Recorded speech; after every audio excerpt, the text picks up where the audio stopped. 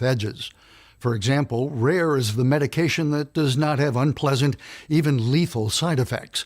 Some predicted, others unanticipated, a few even beneficial.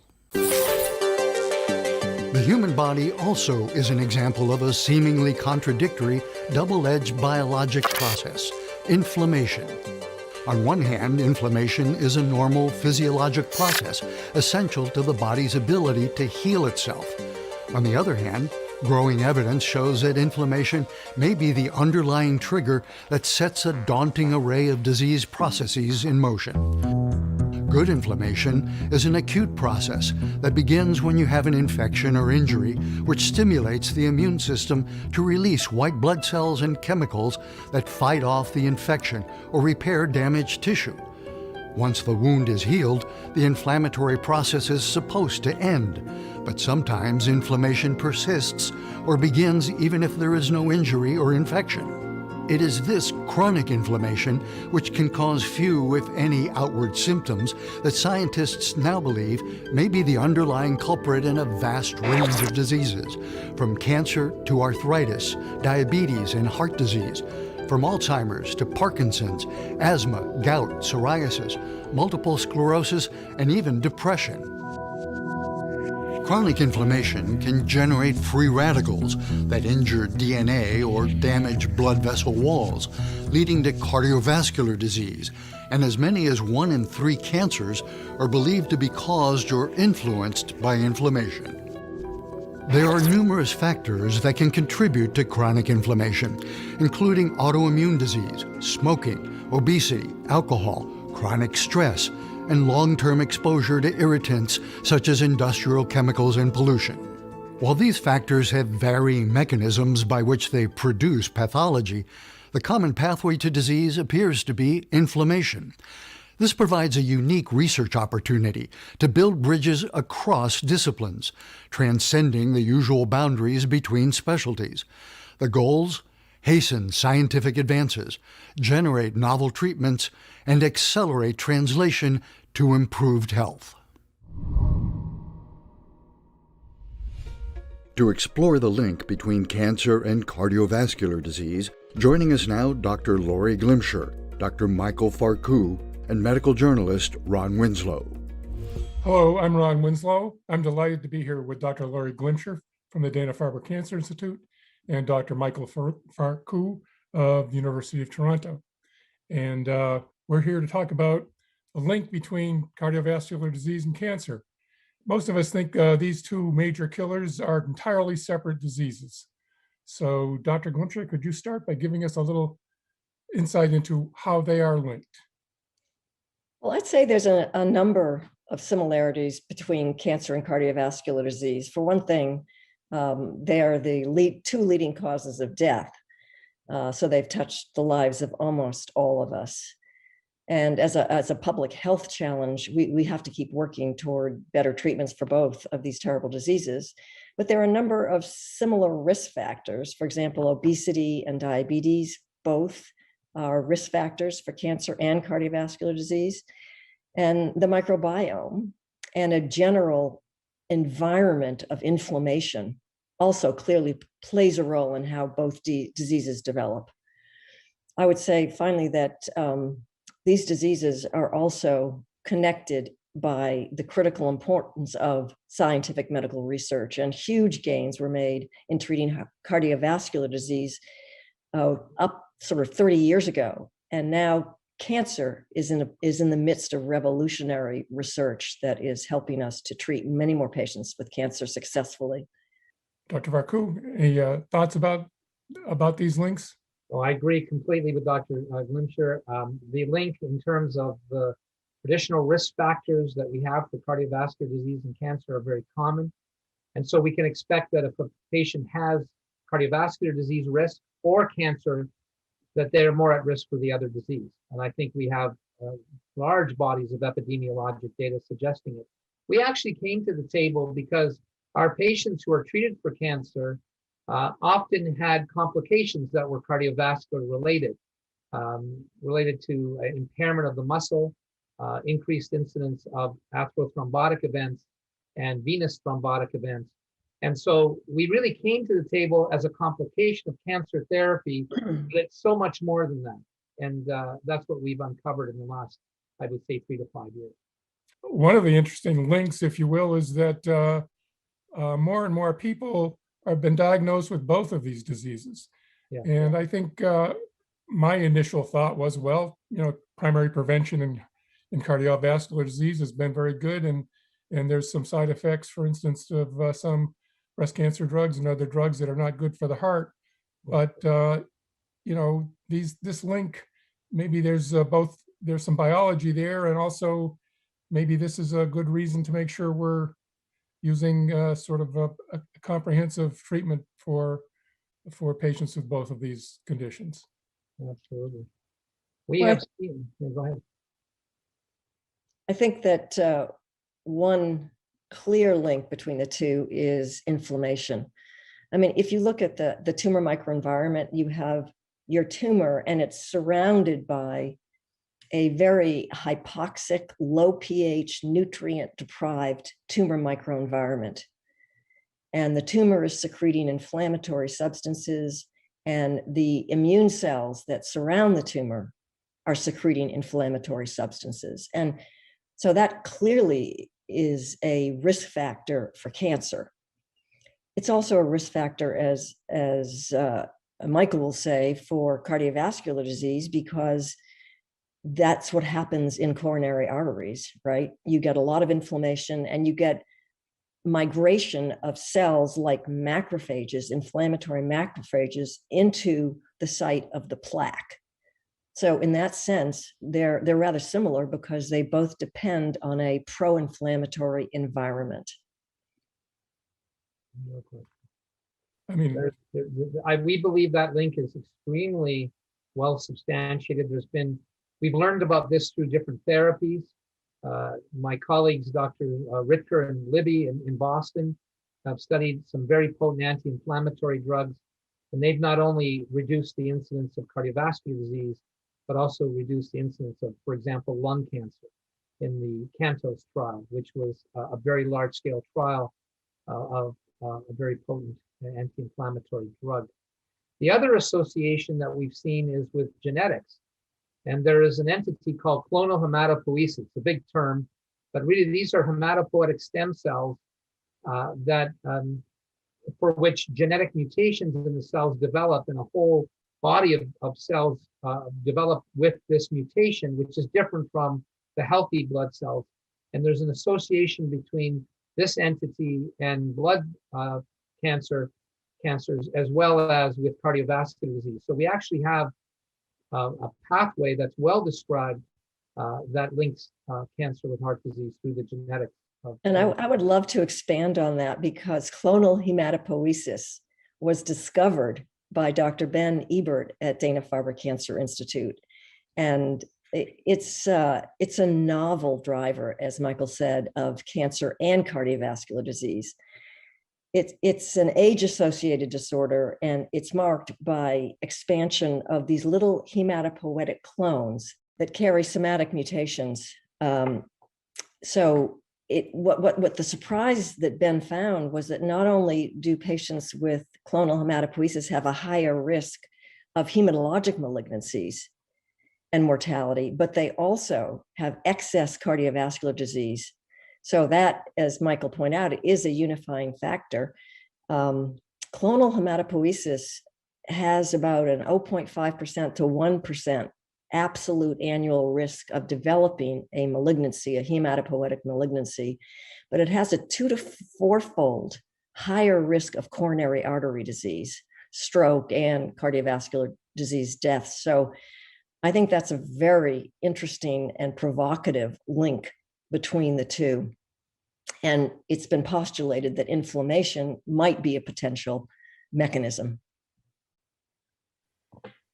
So what do these links say about how patients with these diseases should be treated? I mean, is there insights that we can gain here for tailoring treatment, or for coming up with new strategies for making these patients have better lives?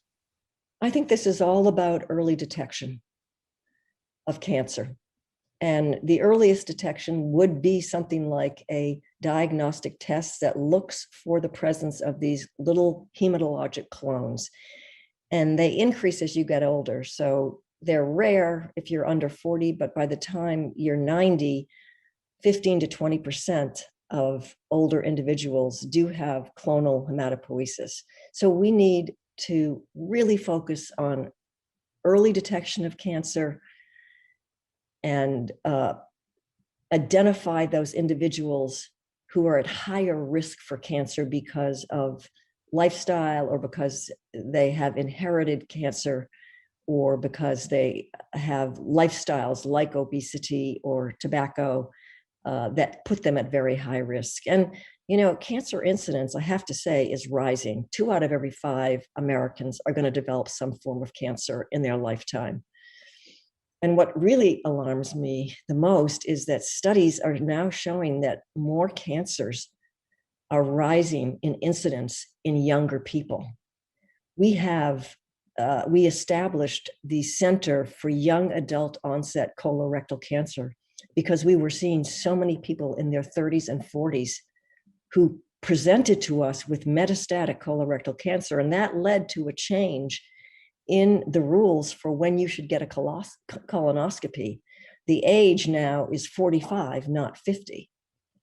So we don't understand why that's happening. And it's true in other cancers as well, in endometrial cancer, in breast cancer, and most recently in lung cancer, especially for young women who are non-smokers. So, you know, this is why you need academic medical centers, because we need to understand the fundamental science behind why this is happening. I think there are a number of factors at play here, including the ones that we've already touched on. So at Dana-Farber, we've been taking a very multidisciplinary approach to support our patients. And, you know, we actually have a cardio-oncology program that collaborates with our affiliate, Brigham and Women's Hospital Heart and Vascular Center. I think this is one of the few programs in the country that brings together expert oncologists and cardiologists so that we can provide optimal cardiovascular care. As Michael pointed out, chemotherapy, radiation of the left breast, for example, could lead to cardiac toxicity. So Dr. Farku, we certainly have, I mean, the early detection of heart disease is a Well, I think if there's the priority in other my flip of the cardiology. coin on the risk of cardiovascular disease, there's a study just published a few weeks ago showing that the incidence of incident cancer is related to atherosclerotic risk based on traditional risk factors, which were on multivariate analysis, were sex, age, and smoking were the big 3 that emerged. Obesity did not emerge, but we know it's associated. And then the other thing that emerged was the atherosclerotic risk, your risk of developing atherosclerotic disease in a predictive model that we've used for years based on initially on the Framingham study that shows that that is also a predictor of incident cancer, developing cancer. So as Dr. Glimcher points out, either you detect the cancer, but I think if you detect the heart disease risk early as well, we may also get on top of this. So it Is there goes some on both sides. commonality there? Is there some commonality in, I mean, both of those sort of suggest some cellular processes that are out of control. That's right. And we all believe that inflammation may be a control maybe an issue, clonal hematopoiesis, and other factors that are environmental as well that could be playing a role. So the idea here is, how do we work together? Should someone who has a heart disease be screened more aggressively for cancer? And should a cancer patient be screened more effectively for heart disease? And that's something that these combined clinics, I think, are great advances. Certainly the one at Dana-Farber with the Brigham, we have the same with the Peter Munk Center in Toronto with Princess Margaret, a very similar operation where we're actually doing combined clinics together, not just about cardiotoxicity of cancer therapy, but also about actually a clonal hematopoiesis program that is more fulsome than just clonal hematopoiesis, but is a screening clinic for cancer and heart disease. You know, one thing that has puzzled me is the question, why does cancer rarely develop in the heart, in cardiac muscle? Yeah, We do get an occasional rhabdomyosarcoma, yeah, and there are cancers like melanomas, which can metastasize and spread to the heart. Breast cancers, lung cancers can cause fluid to collect around the heart in a pericardial effusion, which is very dangerous. But it's very rare to develop cancer in cardiac muscle. And it's not that we don't develop cancer in other muscles, because we do. A lot of sarcomas arise in muscle. So why not in cardiac muscle? And I have no answer to that question, but it's I've often wondered the same thing, Dr. Glimcher. The issue was that, why is it so rare? In fact, we have a registry worldwide of cardiac tumors. It takes almost all the countries in the world to come together just to understand primary cardiac tumors, which are, as you say, often sarcomas. So it is a challenge, and it raises the question of the association. So as one other way, or another way these two diseases are linked, is that people of color, people of minority status, people of low socioeconomic status seem to be at higher risk for both of them. A conundrum that has certainly faced the U.S. healthcare system and probably global health systems for a long time. We have a little time left, but what are your thoughts about how we might, is there a way to use this link, or at least is there a way to help? How do we get to making improvements in this particular area? And I think this is a really complex program. It stems from a whole range of factors. I mean, there's no question that socioeconomic factors do link to cancer incidence. And at the Dana-Farber Harvard Cancer Center, which is a consortium of 7 Harvard-affiliated institutions, we're really focusing on this, trying to understand the social determinants of health, cancer prevention, cancer screening, because, it should not matter what zip code a patient is from. We should be delivering equitable cancer care for all of our patients. They do have shared risk factors, cancer and cardiovascular disease, and that contributes to many other diseases as well. But I think this is where a collaboration amongst experts could go a long way to support our communities and our patients. And the other issue is, clinical trials. We don't have adequate representation of underrepresented communities in clinical trials. And I don't know how you can approve a drug and say it's safe for everybody if you haven't had a clinical trial that is very diverse. And so we're doing a number of things at Dana-Farber to lower the barriers for patients that come from underrepresented communities to come to Dana-Farber and be part of our clinical trials. Dr. Farku, you have any thoughts about this? No, I agree completely that we need to have a total evaluation of the healthcare system, focusing more on health, cardiovascular health, prevention will take us to where we need to go. If we're just treating disease, I think that we're going to not be able to make it from a fiscal point of view, and we're not going to meet the needs of society. So I think these social determinants of health are all part of a great prevention program. And that's something that goes beyond our academic centers and into the community. Well, I think that's a good way to wrap it up. Thank you very much, Dr. Glimcher and Dr. Farku, for a great conversation. Thank you. It was a pleasure. Great pleasure. Thanks. To discuss unraveling the mysteries of brain inflammation, we have Dr. Rudolph Tanzi, neurology professor at the Harvard Medical School, and Dr. Deepak Chopra, founder of the Chopra Foundation, speaking with Dr. Mehmet Oz, Emmy Award-winning host of The Dr. Oz Show and cardiothoracic surgeon. I'm blessed to introduce 2 very good friends who happen to be world experts in our topic of discussion, which is the health of the mind. Let's start with Rudy Tanzi. Rudy, you're a warrior against inflammation, one of the root causes of many kinds of disease that afflict the body. All the organs, frankly, are often impacted by these inflammatory conditions, but especially the brain. And I'd love to hear you discuss some of your experimental research around ALS, Lou Gehrig's disease, because I think it offers a huge clue to many more ailments. Yeah, in ALS or Lou Gehrig's disease, like in Alzheimer's and Parkinson's disease, there are different ways to trigger inflammation in the brain, but it's inflammation that does most of the killing of nerve cells causing the symptoms. And so recently I helped start a company that developed a novel drug combination that was meant to protect the nerve cells in the brain against the ravages of inflammation.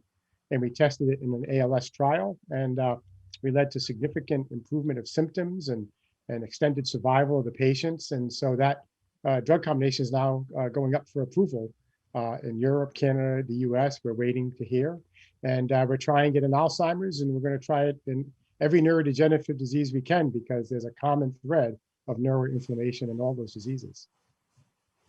What specifically are you doing? I know you're great at making this stuff accessible. That's why I love having you on my show. But I explain to folks what ALS is and why you think you may have a worthwhile experimental treatment. Well, in ALS, there are specific nerve cells called motor neurons that die because you get these abnormally folded proteins of different types that form in them. And same thing in Alzheimer's, you have abnormal proteins like what are called amyloid and tangles. In Parkinson's, there's Lewy bodies. So as these abnormal proteins misfold and kill X number of nerve cells, the brain's very primitive immune system reacts to that. And the way the brain works is that these little cells called glial cells that are normally housekeeping and cleaning the brain while you sleep, that's why sleep is so important. If they see nerve cells dying, they assume it's an infection, even if it's not an infection. They evolve that way. And they say, wipe out this part of the brain. It's compromised, it's infected. They don't ask questions. They've been evolving this way for tens of thousands of years. And now these little housekeeping cells that normally clean start killing all the nerve cells in the region. They think as a way to protect. That's why inflammation in the brain and body is a double-edged sword, right? It's meant to protect you. But if there's too much of it, you get Alzheimer's. If there's too much in COVID, you get lung problems. So that's basically what goes wrong. So Deep, I think continue that discussion if you don't mind. You've been a big proponent of the ability of the mind to impact some of these chronic ailments. What percentage of disease-related gene mutations guarantee disease? In other words, how genetic are problems? So I think Rudy will agree that it's less than 5% of disease-related gene mutations that are fully penetrant or guarantee the disease. The rest are influenced by lifestyle. And even the genes that cause you to be susceptible to, say, Alzheimer's, cancer, whatever, can be influenced by lifestyle. Inflammation, as Rudy just said, is a protective response. When you fall down or have an injury, inflammation protects you from bleeding to death, even in chronic situations. It's inappropriate inflammation, aggressive, associated with the fight-flight response as well, that causes damage. And now we know that low-grade inflammation, depression, and anxiety precede chronic illness by several years. And the pillars of well-being that reduce inflammation are good sleep, stress management, breathing, mind-body coordination, yoga, exercise, appropriate exercise, emotional resilience, and most importantly now food, because we know that what you put into your body influences the microbiome instantly. So let me flip here a little bit, because since Deepak, you're the expert on the role of the mind. Rudy, let me ask you the question that often is asked of Deepak. You study fighting disease at the molecular level, so you understand exactly what's going down. You began to explain. Do you believe the right mindset, your approach to life of a patient, of an individual, could have a beneficial effect even at that level, at the level of molecules? Absolutely. Yeah. I mean, look, stress causes the formation of cortisol, which kills nerve cells. And the cortisol may just kill a small amount of nerve cells. But again, when the brain's immune system, the other cells, the glial cells, see these nerve cells die, they can get upset and they cause inflammation. And now you kill 10 times or 100 times more nerve cells. Anything that kills cells in the body or brain can trigger inflammation, because inflammation is so simple. These old evolutionary cells, when they see cells dying, always assume it's an infection, Mhm. And now they didn't get the memo that we live a long time now. And sometimes cells just die because we live so long. They see cells die, they're like, oh, wipe it out, wipe out this part.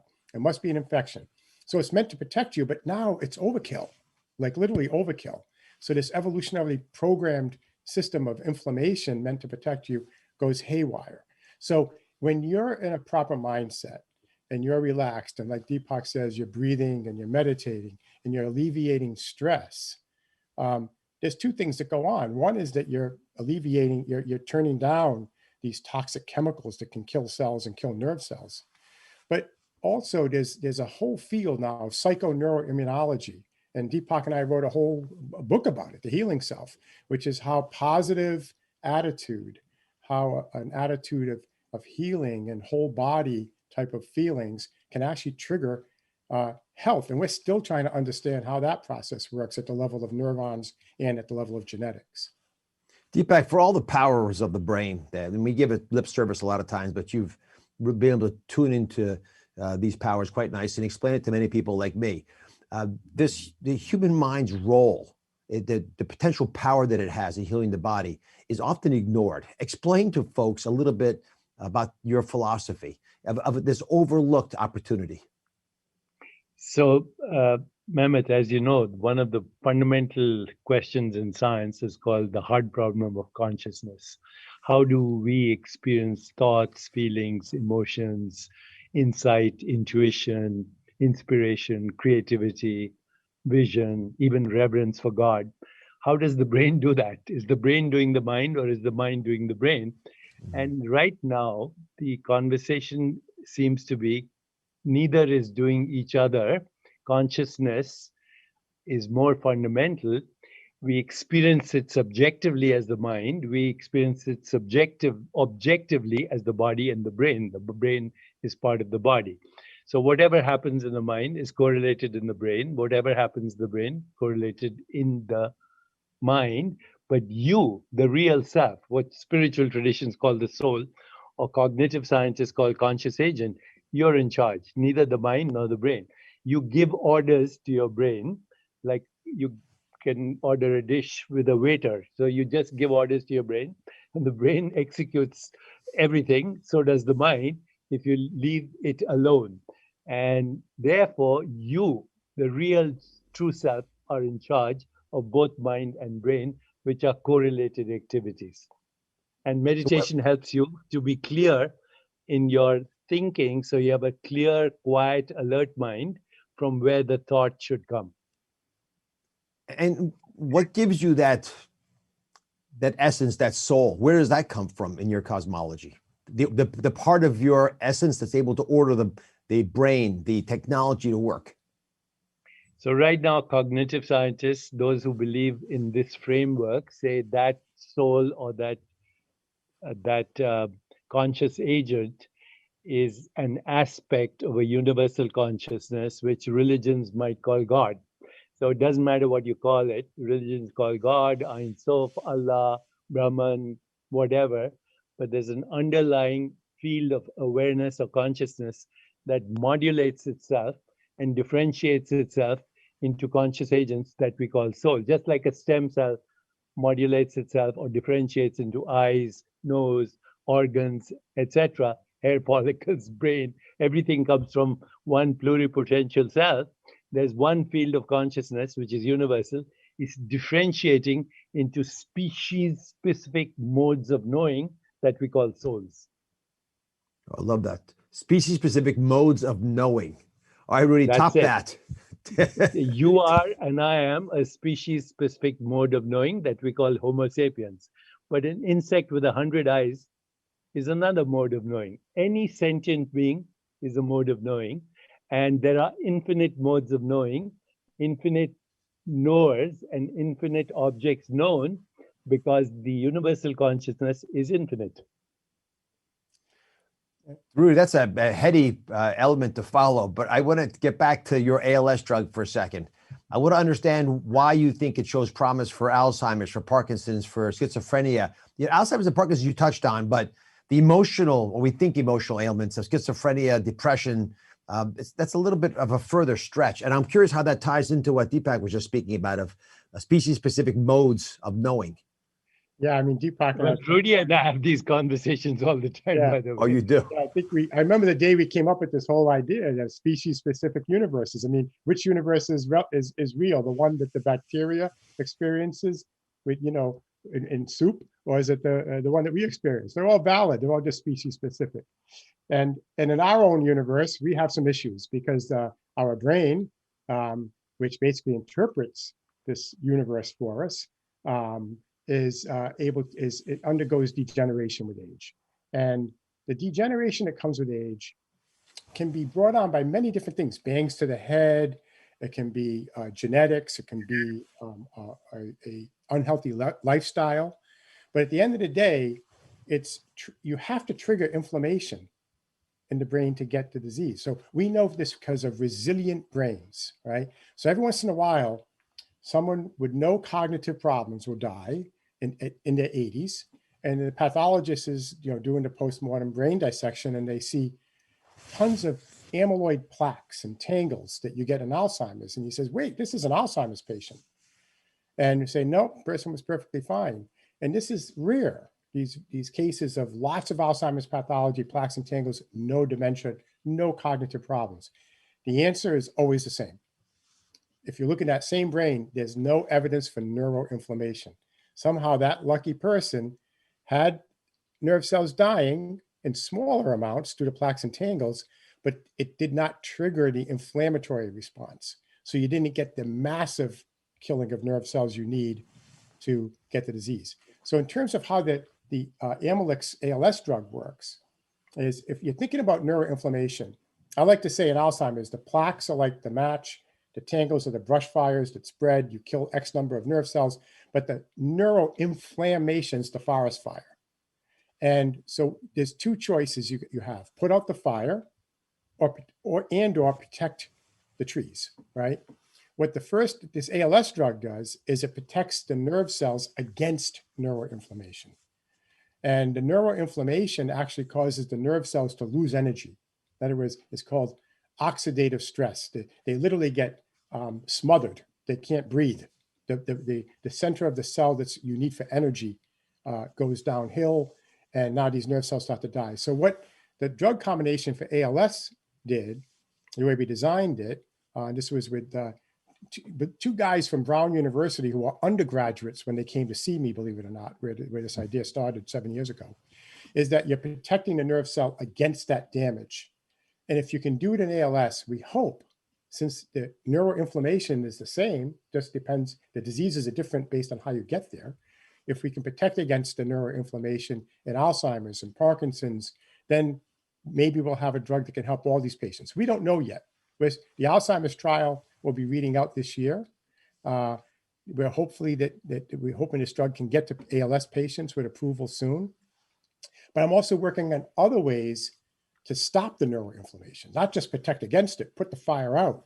And one of the ways you can do that is with the gut microbiome, by making those bacteria in the gut healthier. And we're actually trying to find exactly which bacteria among the trillions you have in your gut, thousands of species, which strains of bacteria are most protective, and then make a very customized probiotic with that. So these aren't the bacteria you read on your yogurt can. These are going to be bacteria that you never heard of, but live in your gut. And we're going to find the most protective ones that from the gut that can protect the brain from neuroinflammation. That's a very big project in the lab right now. Deepak, expand on that. How's the microbiome, the inflammation in the gut connected to, for example, depression, which I didn't even realize depression was an inflammatory condition. So 80% of the serotonin, anytime I make a mistake scientific, Rudy, correct me, but 80% of serotonin in your body comes from your gut. There's bidirectional traffic from the brain to the gut through the vagus nerve. So everything that's happening in your mind and brain is being transmitted to all the organs in your body. If you're stressed, then you have sympathetic overdrive. If you reset, recycle, rest, renew, that's vagal tone. Vagal tone is increased through chanting, through singing, through deep breathing, through yoga, asanas, through proper exercises. But now we also know that your food influences the microbiome instantly. And because there's bidirectional traffic, the food is very important in controlling your mood, which, of course, influences your attitude and your behavior and your responses to the world. So there is a movement right now to create something called nutritional psychiatry, because changing diet can change mood and stress responses and inflammation pretty instantly, other than all the other things I mentioned. My goodness. Back to Rudy for a second. I was really clear on this. What percentage of people with depression have an inflammatory cause of their depression, do you think? I'm not talking about mild depression. I'm talking about severe feelings of blue, often requiring medications. Has anyone ever gotten numbers on that? I don't know the numbers on that, but I know that there's a growing number of studies that show inflammation in the brain plays a major role in not just depression, but in schizophrenia and in bipolar depression, many different neuropsych disorders, not just neurological disorders. And I want to make a point to Deepak's point. An experiment that we did with some others at the University of Chicago, we took Alzheimer's mice. These are mice that's genetically programmed to have Alzheimer's disease, putting in the human Alzheimer's genes.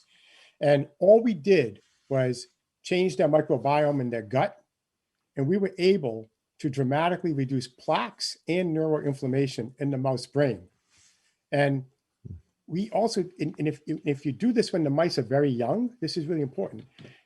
When the mice are first born, let's say you only adjust their microbiome for that first week or two, when they get old, they still get the benefit because that microbiome gets maintained. And now this gets a little gross, but after you fix the mice through the gut microbiome, your mice like to eat each other's feces.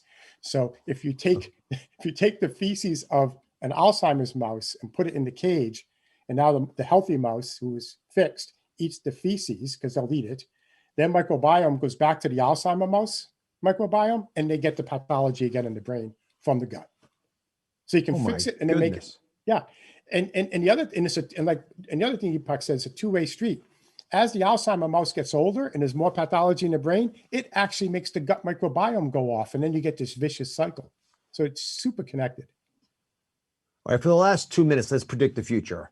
Do you think someone who's diagnosed with Alzheimer's today could, because of the timing of the medications that are being in trials now, be able to be treated successfully so they don't develop clinical disease that's advanced?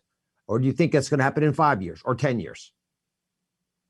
I'm going to say 5 years, just because the drugs we need to stop the initiating pathology, the plaques and tangles, the match and the brush fires to get the inflammation going, we have those drugs in trials or already working.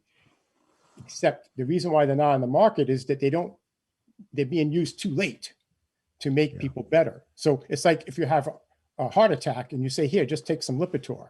No, you had to take that 10 years ago. So now that we're learning, we need to start using these drugs to stop the initiating pathology 5, 10, 20 years before symptoms, early detection, early intervention. And that's all dovetailing right now. And you have drugs that are going to protect against the neuroinflammation already in trials. So I'm very optimistic. All right, Deepak, 30 seconds. What is the healthiest thing you do that you recommend we try too? Every day, I commit to 4 things: joyful, energetic body, loving, compassionate heart, clear mind, and lightness of being. And then I practice yoga, meditation, don't take myself seriously. And I follow a diet that is maximum diversity in plant-based foods, not manufactured, refined, processed, or having chemicals. Take care of my microbiome. Rudy, I know you talk to Deepak all the time. Are you practicing what he's preaching? Absolutely. Yes. And we both lost weight over the pandemic. We're happy about that too. It's been a blessing having you both visit with us. Thank you for all your wisdom. God bless you. Thank you. Thank you. Thank you, Mehmet. Our panel on brain health rock stars features Dr. Rudolph Tanzi, a Harvard neuroscientist and the Director of Genetics and Aging Research at Massachusetts General Hospital, and Joe Perry, lead guitarist, Grammy-winning songwriter, and co-founder for the American rock and roll band Aerosmith. Hi, I'm Dr. Rudy Tanzi here at the 5th International Vatican Conference. And I'm so excited that joining us today to talk about creativity in music and science in the brain is my good friend and musical collaborator, Joe Perry, co-founder and lead guitarist of Aerosmith. It's so great to be here with you, Joe. Good to see you, man. Yeah, it's been too long. Good to be here. Thanks. Yeah, I first met you, Joe, in 2009 when I was named a rock star of science in this Jeffrey Bean Foundation project to bring awareness to science, and found myself posing in a poster with you and Francis Collins, the head of the NIH. And down the hall from us, there was Dr. Fauci posing with Sheryl Crow. And somehow that led to you and Francis and I performing for the US Congress. And the next thing, you know, I was invited to jam with you. Then next thing you know, we're playing the Tonight Show together. And then I had the honor of playing on the last album, Aerosmith album with you and your last solo album. And so, boy, it's been a journey. And I look forward to doing more music together. And, you know, in the very first conversation we had, I remember we talked about the fact that you're interested in science. And as a kid, you were interested in marine biology and did some of your own very unique experimentation I wanted to ask you about. Well, I really didn't say like I'm interested in science. It was more my fascination with the water, the ocean, freshwater, saltwater, whatever, the life that was going on down underneath, a whole nother world. And I thought it was much more interesting and closer at hand than, say, going to the moon or wherever. And so I was fascinated by the science behind that. And I became a big fan of Jacques Cousteau. And I really didn't know what a marine biologist did, but all I know is I was fascinated by the life underwater and by what went on down. I mean, just that you could touch and so that put me on that path. But I think a lot of that has stuck with me as far as like the of how you look at science and look at the discipline that it brings with it. And that's why I'm fascinated with talking with you about these things. Yeah, I mean, the cool thing is that like I tell my students in science that the best science is when you're not afraid to think out of the box. You know, research, right? I tell my students, when you do research, emphasize the search, not the re. How do you maintain that creativity? How do you not become derivative in music? You've done it your whole career. Oh man, that's such a huge question. To put it in a few sentences, I guess everybody stands on the shoulders of giants in every discipline. And in the case of music, you listen to all different kinds of music and you go, I would like to try and sound like that. And also stuff that you don't like, it also plays a part because you go, that's something I don't want to, that's a place I don't want to go. But what I'm finding is that there are, even with what you call like classic music from the, Mozart and everything, there are still elements that carry through that make music what people want to hear that don't know so-called anything about music. I think that the fans know the most about music than any of us. And once we realize that we're no different than them, that's when you're able to make music that people like. So you think about, some of the stuff Hendrix did and Jeff Beck. And then I think about, some of the licks that you have made just everyday, riffs in people's heads, like the beginning of Walk This Way. The thing about these is those riffs are just so original. I mean, it's so hard in rock and roll, such a long legacy of rock, to play such original riffs, to channel. How do you channel that? How do you channel that intuitive energy to do something so different? Like, what do you feel? That was the thing that really got our conversation going at the photo shoot for the Jeffrey Bean Foundation, when we talked about creativity and science and creativity in music. And you told me that in some studies that certain parts of the brain lit up in the same place when you were doing research, because like you're going someplace nobody's been or you hope to, the same way that musicians go when they're creating new riffs. And I found that really fascinating because it showed me what I kind of felt, that creativity comes from a place that's farther down in your psyche.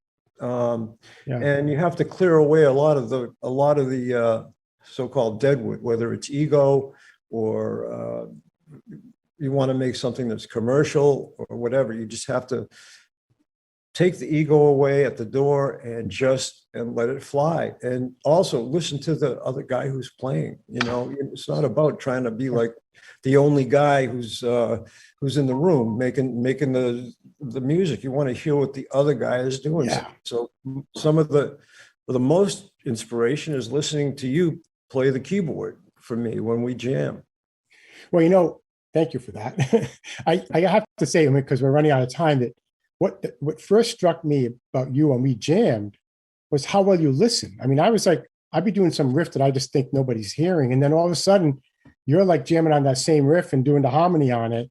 And I think it says, like in science, like in music, you have to listen to others, you have to appreciate others, but then you have to do your own thing with them. So it's all about wanting the other person, you're trying to make the other person be better as well. You're not just trying to impress them. And I think that works in science and music. Well, again, the two of us talking about it makes it really clear that you have to, again, leave your ego at the door, or leave the potential of, I'm going to get the patent for this if I come first with the paper. I learned a lot about how the process of, you know, taking your experimenting and what you found out to the powers that be. And that it doesn't sound too much different than what goes on in the music business. No, it's the same thing in science. The best science is done by people who just want to serve and make the world a better place, and not worrying about being the best or trying to impress. And I think that's where we found a lot of common ground. So we're out of time, but I got to ask you one last question. What's your favorite Aerosmith song? Well, I have to say, overall, Let the Music Do the Talking. Yeah. It was a song that I actually wrote when I was still in Aerosmith in 1979. And I remember playing it for the guys, but we were at that point when the band was going to kind of break apart for a while, which it did. And it was the first song on my first solo record. And when I came back to the band 3 years later, Steven said, I'd really like to cover that song. And Aerosmith, I mean, most of the stuff I've written has been on my solo records. I've always played for the guys in the band first and see what do you think? You guys want to go there? And for one reason or another, you know, they would end up on my solo records. But that one song, Steven really loved it because, I mean, for me, it was like, even the title, Let the Music Do the Talking. There's no reason to explain about music or talk about music because it's right there. And the tempo and all the things that I like about rock and roll kind of fit into that one song. And I could sit here and go, well, I don't need to write another song after that one. Well, thanks, Joe. I could do this all day, and can't wait for us to jam again and get back in the studio. But until then, thanks so much and keep on rocking. Sure. Well, thanks for having me. This is great. Thank you. Thank you. Can music touch the heart? Here to discuss this question with moderator Dr. Peter Libby of Harvard and Brigham and Women's Hospital are Renee Fleming, soprano and artistic advisor, John F. Kennedy Center for the Performing Arts, Dr. Jacqueline Kalinsky, Director of Preventive Cardiology at the Medical College of Wisconsin, and Dr. Sherry Robb, Professor at the Indiana University School of Nursing. Hello, I'm Peter Libby from Boston's Brigham and Women's Hospital and the Harvard Medical School, and it's my pleasure to moderate today's session on Can Music Touch the Heart? I'd like to get right into the subject matter and ask our special guest, Renee Fleming, who's really been at the forefront of the intersection between music and wellness, and tell us about some of the initiatives that she's been involved with to really bring some science to this topic. Yes, thank you, Peter. It's great to see you again and to be here with all of these extraordinary panelists. I have been passionate about this intersection of health and the arts, and especially music and neuroscience. I had the good fortune to meet Dr. Francis Collins a number of years ago at the same time that I was appointed creative consultant to the Kennedy Center. And we decided to bring the two institutions together with the NEA and Deborah Rutter of the Kennedy Center. And it's been an incredible journey because we've provided a platform for science with the public. And I do believe, honestly, that things happen much quicker in healthcare when the public is behind it and when they start making noise about it. And the fascination with not only the basic science of evolution, of even animal science, is so extraordinary. But then when you add these initiatives that really help people who have diseases of aging, who have childcare, in terms of childhood development, and so many different intersections. And it's really been a joy to watch the sector grow. It's growing in leaps and bounds. There are so many initiatives now, and I feel like these things are coming to fruition in an important way. Well, it's great that you've been a catalyst to bring these two worlds together. You know, the musical literature and texts of vocal music are just replete with imagery of the heart. And I wonder if you think that there's a special connection with the organ that I study. Well, I remember at a very early age talking about heartstrings. You know, that song really played my heartstrings. Also having a very strong affinity to folk music and wondering if that was universal, if that was something that everybody shared. I suspect that we do. And now we know, actually, from what we've learned about evolution, that it's been with us since long before speech. So reminding people of the ancient history of our relationship with creativity, and particularly with sound, with music. Vocalism probably occurred before speech. So it is really part of our DNA. And with each passing day, science learns more about it and is able to apply it to our health. But I always knew, for instance, that singing made me feel great. It made me feel somehow connected to my body in an important way. And in fact, Deepak Chopra said, Renee, you're so lucky to be a singer. It's the best connection to the vagus nerve. So every day has been a learning experience for me. Well, your singing makes us feel good too. Let me turn to Jacqueline, who is a fellow preventive cardiologist.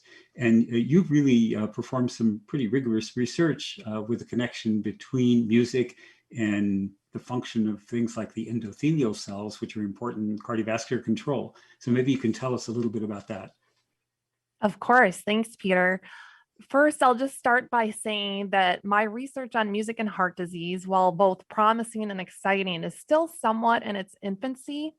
It started just a few years back when I received a small pilot grant from the Medical College of Wisconsin to support a collaboration with a neighboring university and professor of voice. I wanted to study the acute impact of singing on vascular endothelial function, as you mentioned. And just a quick summary, endothelial cells are that single layer of cells that line the inside of our blood vessels. And when this important layer of cells is injured or damaged, it becomes prone to plaque formation and development, which forms that milieu for a future heart attack. We have a vascular core lab here at MCW that has special expertise to measure the function of these cells non-invasively. And this is important because improvements in vascular endothelial function, whether it's with medications or exercise or singing, translates into a lower risk of future cardiovascular events. For this pilot study in particular, all patients that were coming to our cardiology clinics were eligible to participate, and some were much sicker than others. Subjects watched a sing-along video that included a vocal warm-up and singing of the national anthem to various tempos and rhythms. I like to call this a proof of concept study, but what it showed us was that just 15 minutes of singing resulted in an acute improvement in vascular endothelial function. Furthermore, we found that participants who started off with impaired vascular function actually had the most improvement in vascular function after singing. These are the findings that led to my R61 grant from the NCCIH and NIH, where we now focus on singing interventions in older adults with established coronary heart disease. And this study is in its second year of enrollment. Well, that's great. So your research has really connected the dots in a scientific way between what we know intuitively about music and change in physiology and actual improvement in vascular function. So that's really important contribution. Thank you so much for providing that scientific foundation. And let me turn to Sherry. Sherry, you have more boards than I can imagine, including being a musical therapist. And so when you engage with patients in musical therapy, ranging from kids to adults with different preferences for music, how do you choose what kind of music intervention to use for an individual in front of you? Oh, and that's the wonderful part about what's happening with these initiatives, where we're beginning to study not only whether music can work in certain clinical populations for different outcomes, but also a better understanding of how music works. So really the first step for a clinical, when a clinical music therapist is working with a patient or a family, is to do an assessment. It really starts with a conversation centered on the problem that we need to address. So just like research, the problem drives the questions. In clinical practice, the same is true. The clinical problem is going to drive decisions about what music to use. So for example, music to address gait rehabilitation in a patient recovering from stroke would look very different from the type of music experience that a therapist would choose to support, say, social connectedness between partners where one of those partners has advanced dementia. So in the case of the gait, knowledge about the rhythmic qualities of music and how that affects neural firing patterns in the brain and then translate into an effect on motor patterns drives the selection of music. Whereas in the second case, singing together or perhaps dancing together using music that was meaningful to that couple and from their young adult years would probably be the choice, because we know that these meaningful experiences with music are encoded memories that remain preserved for patients with dementia. So those are just two examples of how the problem and the knowledge base that we're gaining through research drives the application of the music. Great. Let me ask a professional musician, Renee, how you select a particular type of music for a particular type of encounter. Well, I think people are at the moment, this study in particular looks at classical music, but the group that was studied, actually, they were all, I think, in their 60s and older. They lived in Italy. They had probably a stronger cultural connection to classical music than certainly we do in the US. And I think also me as a classical musician would look at the list and say, well, a huge number of selections on this list we would call new age music and not classical.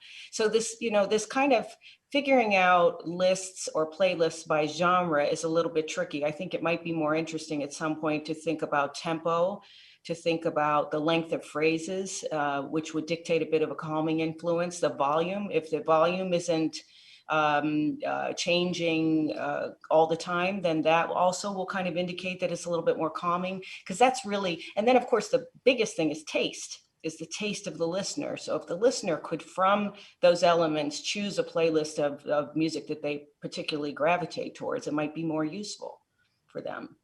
So let me turn to Jacqueline again and ask what the implications are of music therapy for different types of heart disease. I guess there was a recent study, and you guys wrote an editorial to accompany it about an intervention with music in patients with heart failure. Yeah, so I'll say that the impact of music therapy on different kinds of heart disease is not particularly well established. There are very few studies that are well done with the scientific rigor required to really discover the truth, so to speak, and to establish best practices in this field at this time. However, with the initiatives such as the Sound Health Partnership with the NIH, support from the National Endowment of Arts, Renee Fleming, and others, we will learn so much more about the role of music therapy, not only in heart disease, but other disease processes as well.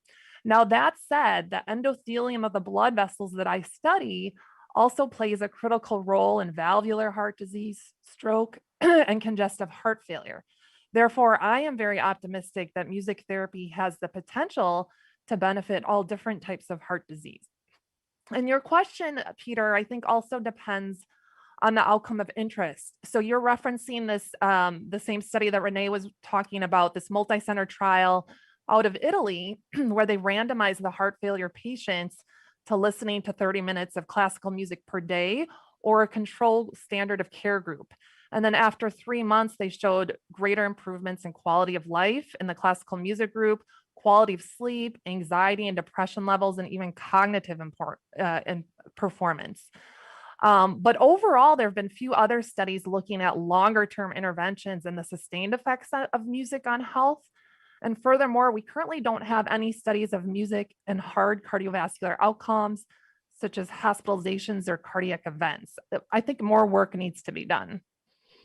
So there's been a lot of work in the cardiology literature looking at sort of classical physiology. You've looked at something a little more modern, the endothelial function, but now we've entered the era of functional MRI. And I took a quick look at the literature, and there's quite a bit of noise in the literature of functional MRI, that with music, different types of music, different parts of the brain light up.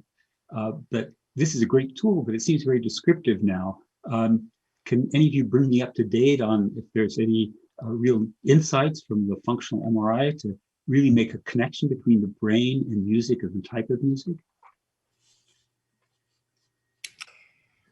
I haven't heard about anything that the type of music is especially, I think, challenging to dictate through an fMRI. I mean, I was part of an experiment at the NIH. Actually, I participated for 2 hours in an fMRI machine, listening, singing, and speaking, and they could establish what parts of my brain were activated. The most powerful, interestingly enough, was imagining singing. So this is kind of where I believe that type of research is at the moment. Great. Well, we know that there's some natural intrinsic rhythms, like there are waves of blood pressure. The physiologists call them Meyer waves, and they have a 10-second periodicity. And some of the researchers in this field have pointed out that certain Verdi arias, Va Pensiero and I Lieti Calici, have a period of 10 seconds. And I think they did an intervention where they had people saying the Ave Maria in Latin 10 times, or 50 times actually. And they found that the Ave Maria is exactly a period of 10 seconds.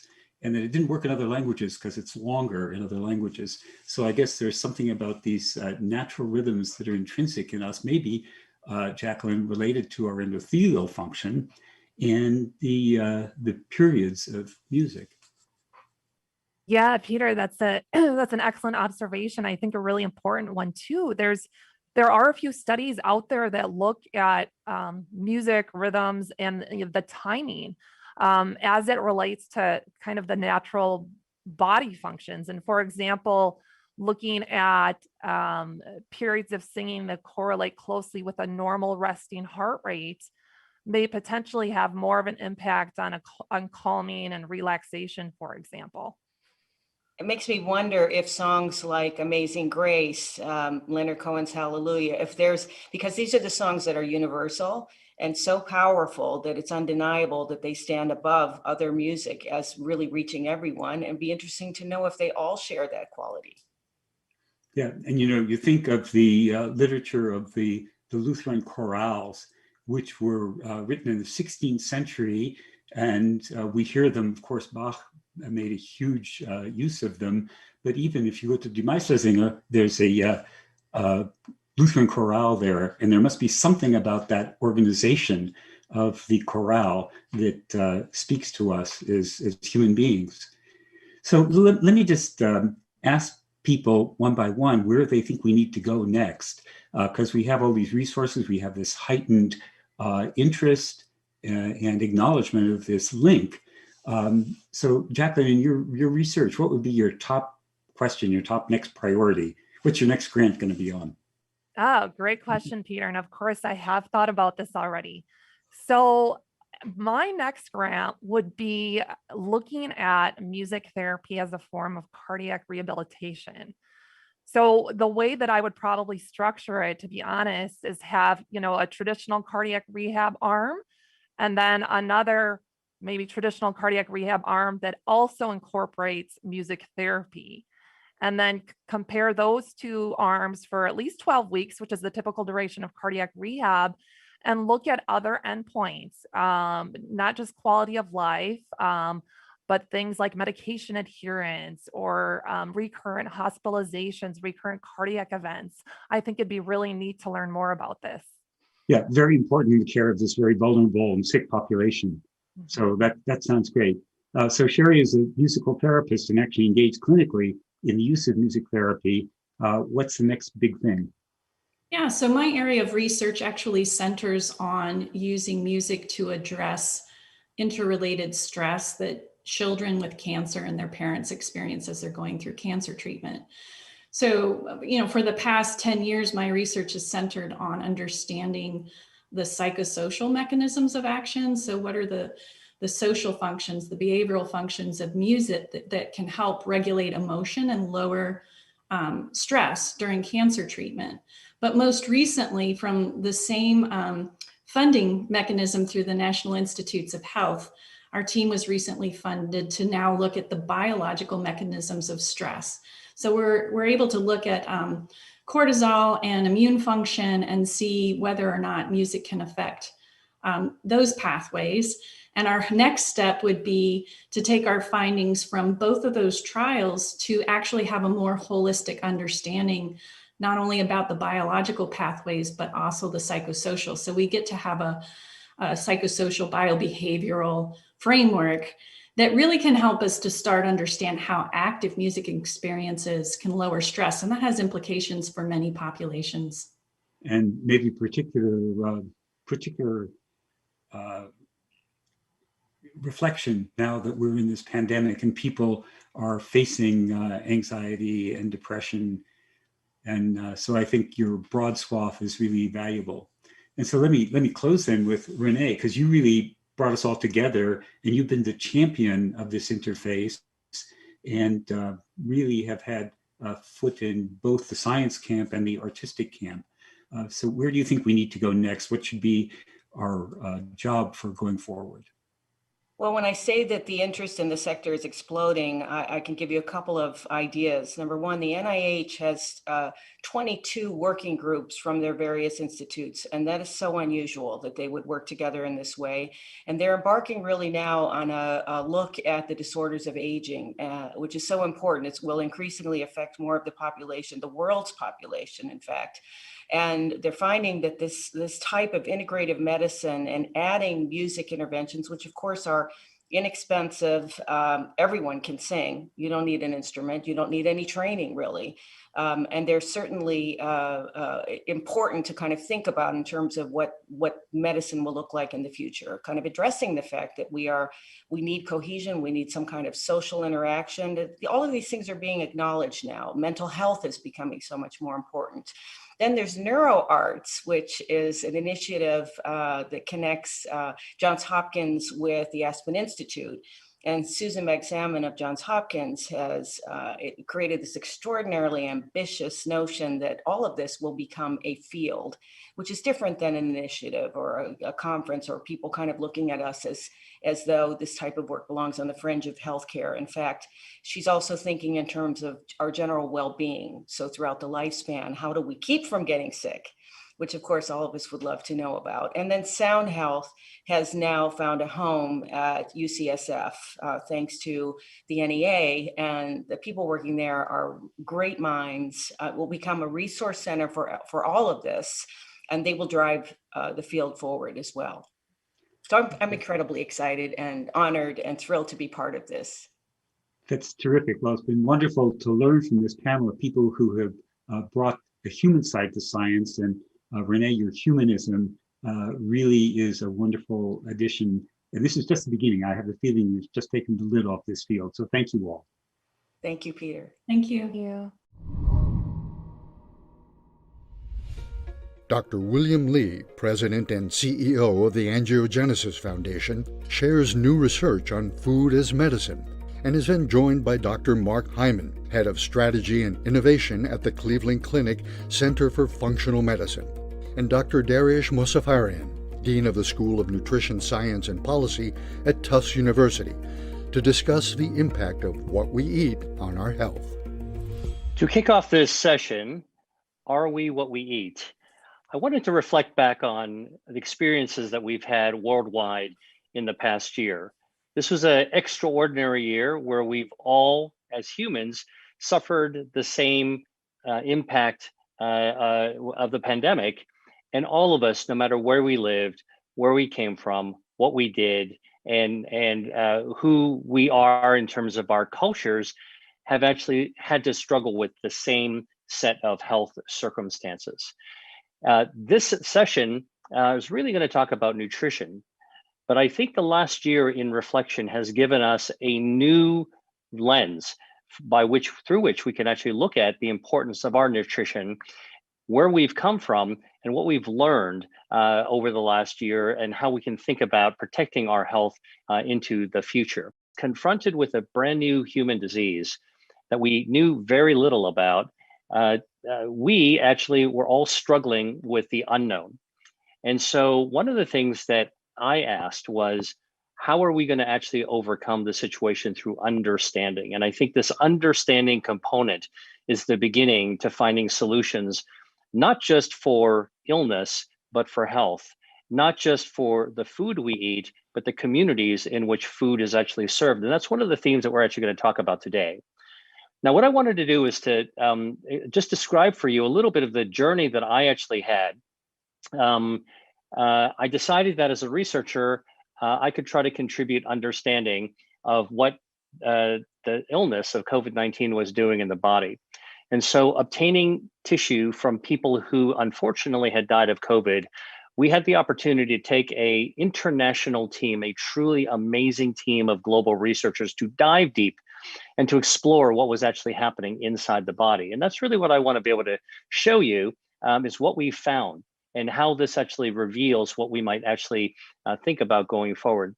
This image is actually the picture of the beautiful architecture of the circulation of the healthy lung. And we were able to compare this beautiful architecture to what happens when COVID infects the lung. And as you might see from the image that is coming up, the infection actually has serious consequences for the architecture. In fact, it disrupts and destroys most of this beautiful architecture. And what we find in people who have survived COVID, on the far right-hand side, you can see that the blood vessels, which are shown here in three-dimensional reconstruction, are dramatically reduced compared to the healthy lung on the left. In the middle is an example of a COVID survivor whose lungs continue to suffer from some deficit of the circulation. And this is 6 months after the infection itself, the so-called long COVID or post-acute sequelae of COVID that we're all dealing with right now. We've also found this out that this can actually affect the heart. On the left-hand side is a normal heart with beautiful circulation, vessels going forward. And on the right-hand side is what happens when COVID infects the heart. Now, we know that the food we eat can help or harm our circulation.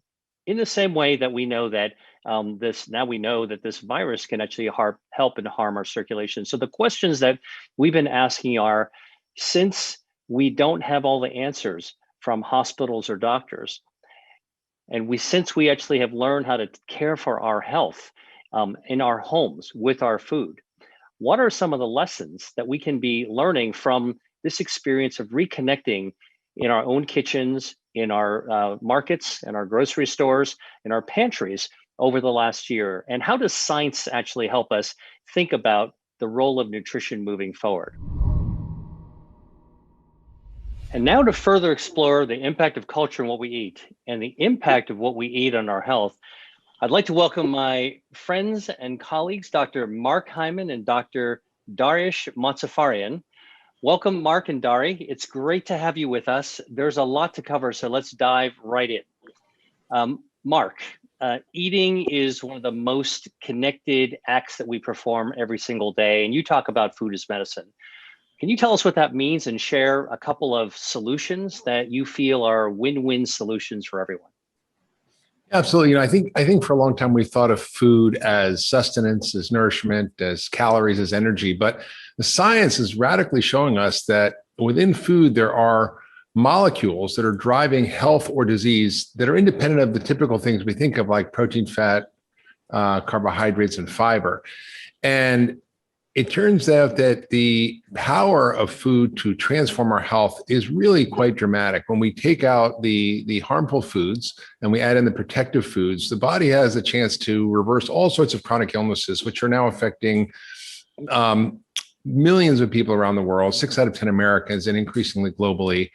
And so we have this moment in time where we can recognize that food is the most powerful drug on the planet and has the capacity to cure or heal most of the chronic illnesses that we're suffering from, and address the fact that 11 million people die every year. And I think that's conservatively from lack of protective foods and too much of the harmful processed foods. And, you know, we're all physicians sort of in this panel. And isn't it remarkable how much more there is to learn compared to what we actually started out with? And I think that's one of the reasons that we want to actually, consider our future by reflecting a little bit about like where we've come from, because, as science moves us forward, we actually have our own origin story of our knowledge. And so, Dari, thinking about where food's human origins are, and the fact that food is extremely intimate to all of us as individuals and our families and our communities and our societies, and I feel really importantly as our cultures. Can you maybe give us a little bit of a frame of how the history of nutrition has shaped our thinking about food and how that's now dovetailing in with how we think about medicine and health? Well, absolutely. If we don't know our past, we're going to make mistakes going into our future. And I'm not going to talk about all of the history of food. For millennia, people have thought about food for national security, for health, for all sorts of things. But really talk about modern nutrition science, the last 100 years, or even really the last 90 years. How did we get where we are today? And it's really safe to say, I think, that modern nutrition science may be the newest science we have of all of our sciences. I would date the birth date to 1932, less than 90 years ago, when vitamin C was the very first vitamin isolated and synthesized. So think about that. It's been less than 90 years since we've been able to actually identify and synthesize any vitamins in food. And what happened there really quickly was, for the first time, people were able to show that vitamin C could prevent or treat a disease, namely scurvy. For at least a couple hundred years, the British fleet had been putting lime in their watered down rum, thinking maybe it prevents scurvy. That's why the British sailors were known as limeys. But it really wasn't until 1932 that they proved that there was something in food that could prevent or cure disease. Now, what happened, Will, over the next 20 or 30 years was this explosion of science, understanding all the major vitamins that we know about: vitamin D, vitamin C, all the B vitamins, vitamin A, and so on. And each of those was linked to its own disease. So vitamin A to night blindness, vitamin D to rickets, and so on. Now, the accident of history is what else was happening in the 30s and 40s was the Great Depression and World War II, which led to huge fears about food shortages. And then in the 1950s, this recognition that the population was exploding and we were going to have worldwide famine because we weren't producing enough food. And so all that confluence of the science, of the Great Depression and World War II, of the recognition of the growing population, led to the idea that our priorities for food have to be two things. Let's produce as many starchy, shelf-stable, inexpensive calories as we have to prevent mass starvation. And let's fortify those starchy, shelf-stable, processed calories with a few vitamins and minerals so we don't get scurvy and night blindness and rickets and so on. So that those two concepts, the idea of the green revolution to increase, monocropping of cheap crops and to fortify them with vitamins, was really drove our modern food policy throughout the last century, all the way really to the 90s. And so it wasn't really until the 90s that we started really seriously paying attention to food in relation to obesity, diabetes, cardiovascular diseases, cancers. And so now what we have is a legacy food system that was created over about 70 years to do exactly what it has meant to do, give cheap calories to prevent mass starvation and fortify them with vitamins. So if you walk down any cereal aisle, that cereal aisle was purposely created to have those products. But what we need to do now is shift that legacy food system toward understanding nourishment, prevention of chronic diseases, optimal processing of food, all things we can talk about today. And since we did it purposefully and successfully, less than 67 years ago, we can do it again. We can shift the food system toward where we really need to be. Well, and that's really interesting because if you think about how you refer to human experience, to societal need, to innovation, which has taken us further and further away from the origins of food. And then think about the interconnectedness that we are now discussing in terms of how our environment has affected our agriculture, which at some level may have actually even affected the jumping of the coronavirus that's led to this pandemic. All these interconnected pieces are part of a macro food system. And so, Mark, you've written about the food system. You've given a great deal of thought to it. Can you help us frame how we should be thinking about the relationship of food systems to global health, our economy and society, the environment, and now, of course, one of the biggest issues facing us is our climate crisis? Absolutely. I think these are all interconnected. Food is the nexus where all these global crises come together. And before I jump into that, I just want to sort of reflect back on what Dari said about the desire to produce a lot of calories. We did that. We're good at it. But we forgot that the information in the calories matters. And as I mentioned about food as medicine, what we eat has the power to change our gene expression, alter our microbiome, regulate our immune system, affect our hormones, affect our brain chemistry, affect our structural system. So food literally with every bite transforms our biology in real time. And I think this is an important insight that's come out of science. As far as the nexus where all these pieces come together, it's quite striking. They're all seen as siloed problems. We have our health crises, our economic crises, our climate crises, our social crises, and they're all seemingly distinct and separate, but they're all linked by food. And for example, global health is really disastrous. We're seeing massive increases in obesity and chronic disease globally. Now there's over 2 billion people overweight in the world. Chronic disease is the number one killer globally, not infectious disease, almost by double.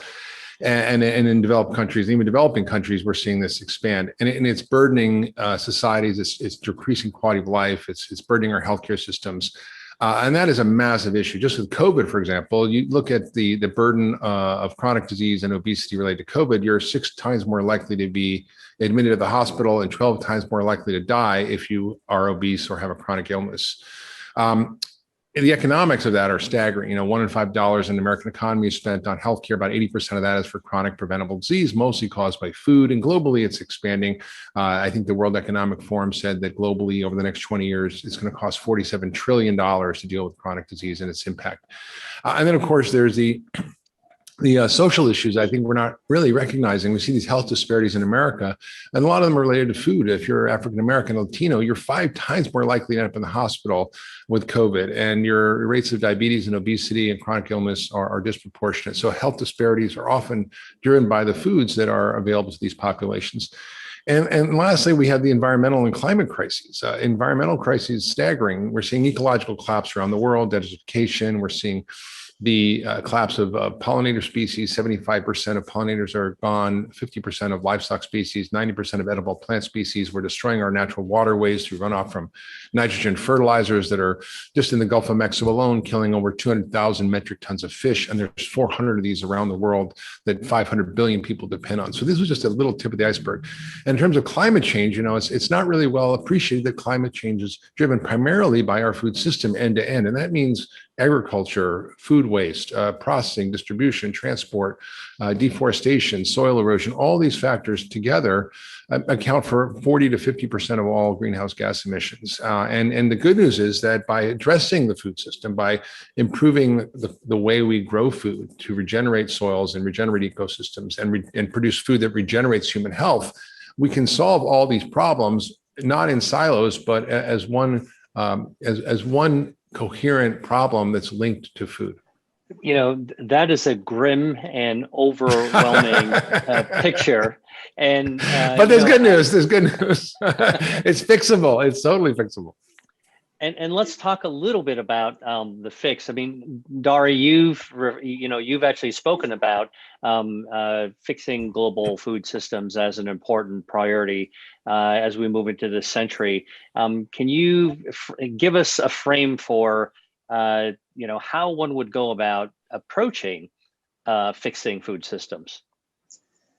Well, the first thing is recognition, right? If we don't recognize the problem and prioritize the problem, we're not going to fix it. And so I think that is happening, that people around the world are starting to recognize that food is making them sick and the food system is broken. And governments are very slowly starting to recognize that, and businesses are starting to recognize that. So compared to even 5 or 10 years ago, people see that lives are being destroyed and our environment is being destroyed, and that money is being left on the table. And so businesses and governments that invest in sound food policies can actually have huge economic benefits. So that's the first step. I think now that we have the recognition, people want to know, well, what should we do? And the short answer is there's no silver bullet. We can't just do one thing and expect all this to go away. Food is not tobacco. Food is not a simple thing that we can ban or tax and just get rid of, right? We need to eat. We need to produce food. We need to do it nutritiously, sustainably, and equitably. I would say there's 3 major priorities, 3 major things we can focus on among a suite of larger things.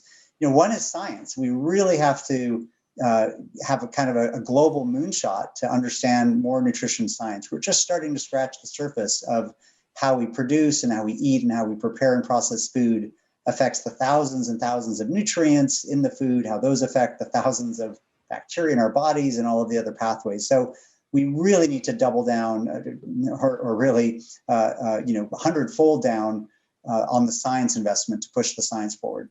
Number 2, and Mark mentioned this, food is medicine. And the way I would use food as medicine is to use healthcare dollars, which is one of the biggest expenditures around the globe, to actually pay for healthy eating, so that instead of just having your healthcare system pay for expensive drugs or surgeries or other screening procedures, that it also pays for healthy food.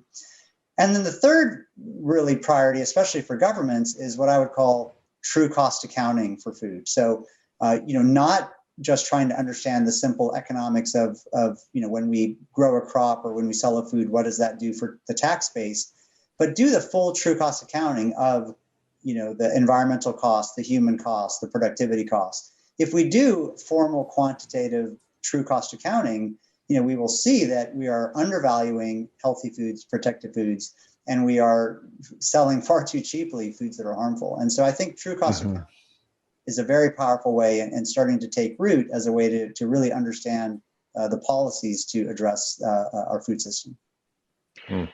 And during this process to sort of address and right the global food systems, we're watching health systems around the world struggle with the problem of obesity, for example, and all the interconnected chronic diseases, Mark, that you actually talked about. So somewhere we have to be able to actually not wait for the future. We need to act on the present in order to be able, as we're moving towards the future.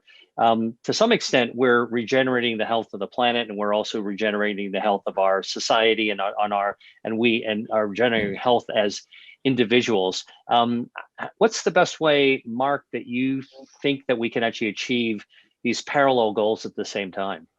I mean, I think what Dari had a lot of these issues, but what you're talking about is really key. How do we create a regenerative system that regenerates planetary health, ecological systems, reverses climate change, and regenerates human health, restores communities, restores our economy? These seem like grand goals, but when you look at food as a lever, it's probably the most powerful lever we have to address all these disparate issues, which are really not disparate. And the power of a certain number of policies to transform this globally could be really impactful. And Dari wrote a paper, an editorial for JAMA recently on prioritizing nutrition security. And it's really framing food as not just nourishment or calories, but as as medicine, and that when you do that, quality matters. And nutrition security means having adequate access to foods that promote health and prevent disease, or even reverse disease. Right now, that's not possible because 60% of our calories are from ultra-processed food made from 3 ingredients that are highly supported by government policies, including corn, wheat, and soy, that are turned into all manner and color and size of processed food that is driving disease. And for every 10% of your calories that comes from these foods, your risk of death goes up 14%. So we need to start by thinking, how do we create a different system that starts at the farm, goes from the farm to the factory, to the grocery store, into the kitchen, in a way that actually breaks that cycle. And the only way to do that is to start to shift our policies. One, to really focus on quality, and that's what I think Dari is referring to by nutrition security. Every single policy we have around food should focus on nutrition quality and the quality of the food, not just the adequacy of calories. Two, we need to think about how do we regenerate our agricultural system and restore these communities which are really struggling, and farmers. And the movement around regenerative agriculture, I think, can do that. There's a movie called Kiss the Ground, which sort of lays some of this out. But increasingly globally, we're recognizing that regenerative agriculture not only helps to restore ecosystems and reverse climate change, but produces food that's more nutrient dense, that actually helps prevent a lot of the conditions that we're trying to address. And that's sort of a win-win-win all the way through. It restores ecosystems, reverses climate change, conserves water systems, produces food that's more nutrient dense, farmers make more money, and it's sort of win-win-win. So we need policies that drive both food as medicine within our society, as well as regenerative agriculture, to create a more regenerative system. And then, of course, Dari mentioned a little bit, there are many things in our food system that are driving the marketplace, whether it's marketing to children of processed foods, whether it's confusion around food labels, whether it's our school lunch program guidelines or dietary guidelines, or the SNAP program or food stamp program. These are, American-centric programs, but globally, I think there are similar programs. And by reforming those programs to infuse the idea of nutrition quality and regenerative health would be, I think, a very important metric.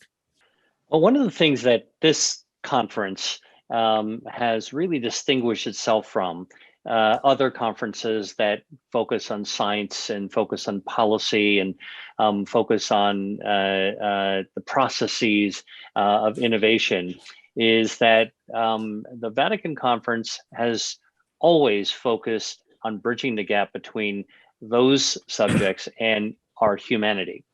And this is really a unique opportunity for the two of you to actually weigh in on the humanistic aspects of the food system as well. And in particular, an interesting topic to think about is the issue of science and faith and food. Dari, why should people of faith care about fixing the food system? Well, I think, food is central to almost every religion and culture. It's one of the most foundational activities of being alive is to eat. And for humans, it's become not only foundational to, just our basic human needs, but it's deeply embedded in many faith-based practices, in many holidays, deeply embedded in, how we interrelate with each other in our families, sitting around the table.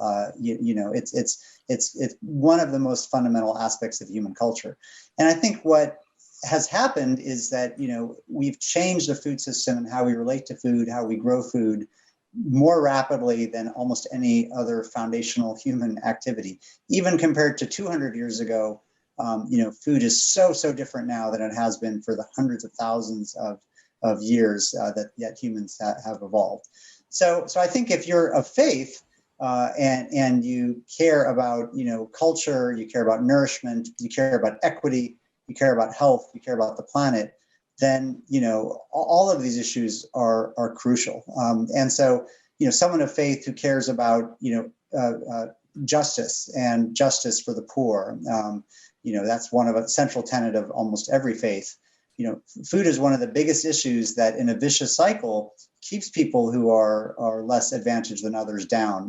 The children don't learn, can't get enough food to grow and even live sometimes. Their parents get sick. And so it creates a vicious cycle. For health, I mean, almost every religion talks about honoring your body and caring for your body. And so I think that for health, food is one of the most foundational things. And then again, circling back to just, practice and tradition, food is embedded into almost every religious tradition. And so we should be thinking about serving healthy foods for those religious traditions, as well as to address poverty and to address health. So based on this conversation, it's really clear that we're beginning to have recognition of what the challenges and problems are in our food systems, but also the opportunities for us actually to move forward and to create better societies and really tap into our humanity to be able to help our communities and to really help global cultures. So, I think maybe we are at a juncture in order to be able to explore new paths for food and health. So I'm interested in just sort of opening this up to you guys to say, how do we do this exploration? What is it going to look like? How do we, help individuals at the same time as appreciate what we're learning from populations and to help populations? How do we actually move forward? What are some of your ideas? Well, I'll jump in quickly. I think, one of the things that I've learned, and I actually had a chance to go to Haiti after the earthquake and learn about Paul Farmer's work, which put people and communities at the center of healthcare, not doctors and hospitals, and use community health workers to drive changes around infectious disease, TB and AIDS. But I realized that most chronic disease and certainly obesity are contagious. They may not be infectious, but they're contagious, and they have to do with the social determinants and environment in which we live. And Nigel Crisp, who was the former head of the National Health Service, wrote a book called Turning the World Upside Down about putting people and communities at the center of healthcare. And he also wrote another book called Health is Made at Home, Hospitals Are for Repairs. And I think we have to understand that in order to deal with our global health crisis, the solution isn't in the doctor's office. I can't cure diabetes in my office. It's cured on the farm. It's cured in the food processing plants. It's cured in the grocery store and in the kitchen and the restaurants. That's where we have to focus. And so creating a decentralized, democratized healthcare system that's not about the sick care system we have, although we need that, right? We need to go in for repairs, and I've certainly had my share.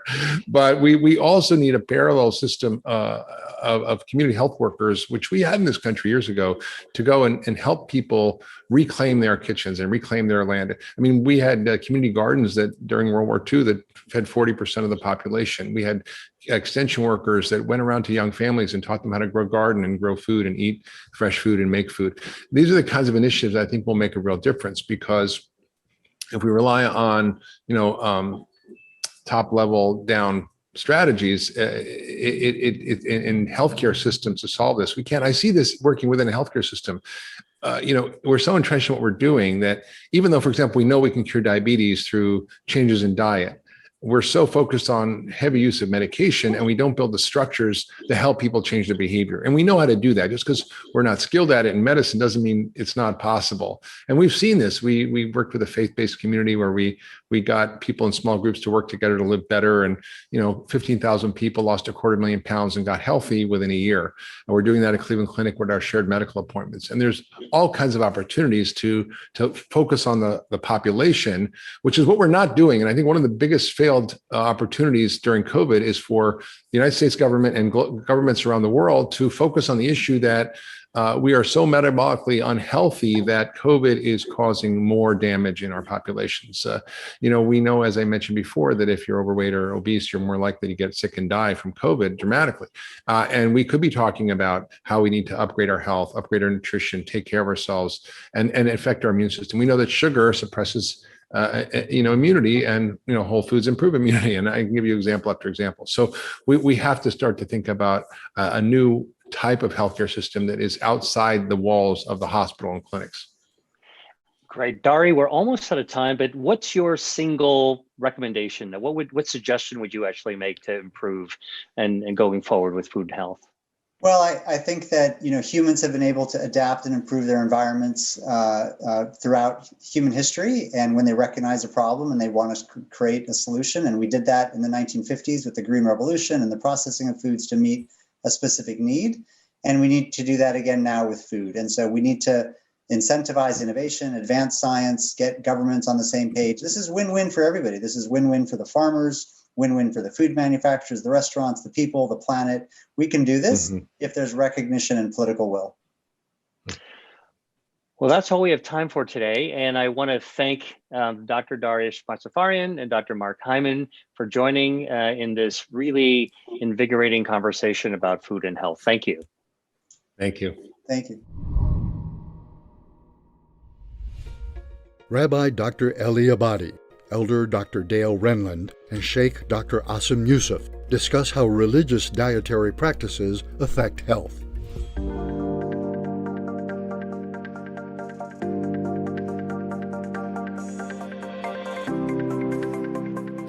The health practices of the Church of Jesus Christ of Latter-day Saints are relatively simple. They stem from a revelation from 1833 that encouraged the use of fruits, vegetables, and grains, the minimal use of meat, and the avoidance of things that are harmful, such as tobacco, alcohol, coffee and tea, and other harmful substances. It's very clear that these practices do lead to greater life expectancy, but these benefits, these blessings, if you will, are applicable to any who choose to practice that, not just those of my faith, but anyone who chooses to do that. First and foremost, as many of us know already, Judaism has a special laws of kashrut, of kosher food. And those laws of kashrut are very, very specifically geared towards a healthier life. Even if we begin, but what kind of animals we could eat as Jews? We can only eat animals that really graze, that do not eat other animals, animals that are not predators, animals that do not attack other animals. We're only allowed to eat fish that has scales and fins. They have to have both at the same time. We're not allowed to eat any other type of seafood. And usually fish that have scales and fins are not attack fish. It's a fish that is very, very healthy. And it's a fish that is not at the surface of the ocean, nor at the bottom of the ocean. It's a fish that it's almost in the middle part of the ocean. And that is because that is the cleanest part. Secondly, when we slaughter the animal, the cattle that needs to be slaughtered, we do it in a very, very humane way. The knife has to be very, very sharp and has to be done at once without any delay, not to allow the animal to suffer. We have to make sure that the whole blood that the animal has is completely drained. And as we know, blood can carry a lot of diseases, a lot of bacteria, viruses, and all kind of other disease. We have to drain the animal completely. We do not mix meat and milk together. We do not eat them together. We do not cook them together. And in fact, when we eat meat, we have to wait like 6 hours before we could eat dairy products. And again, the reason is it has been known scientifically that the stomach and the intestine digest differently meat products than dairy products. And so when you mix both of them together, you are confusing a little bit your intestines and the form of digestion. So as you can see, the kosher laws in Judaism really are made to create a healthier body and also a healthier mind. It's quite well known that as in the Jewish faith, the Muslim faith has certain restrictions on the types of food you can eat and the types of food that you can't.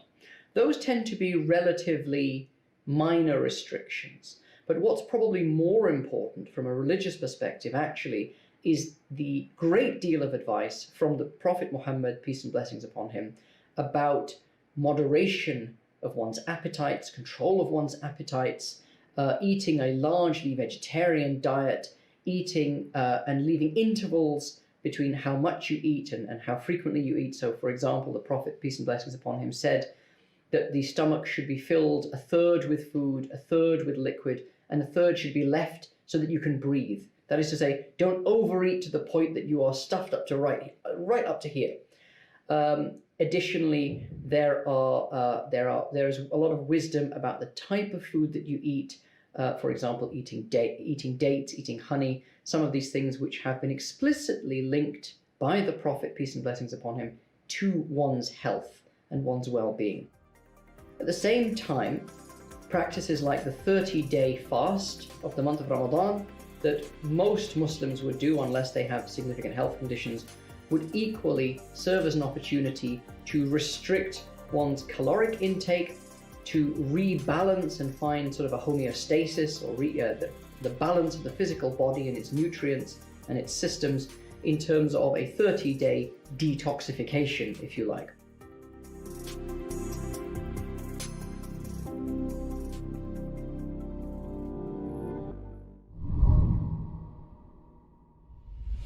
Joining us now are Cindy Crawford, model and entrepreneur, and Dr. William Lee, President and CEO of the Angiogenesis Foundation, to discuss beauty from the inside out. I'm Dr. William Lee, and it's a pleasure to be at the 5th International Vatican Conference. I'm here with model and entrepreneur Cindy Crawford. Cindy, welcome. Thank you. And friend, Dr. Lee. We've known each other for several years now, and I've learned a lot from you. So I'm happy to be here with you as well. It's a real pleasure. And as we always talk about, life is really about living well and living healthy. And I had a couple of questions I thought would be a great way for us to have a conversation. You started modeling as a teenager and you still look luminous. So what's the biggest factor? Workouts, sleep, healthy diet, meditation? What gives you the kind of calmness and quality of life and spirituality that you actually have?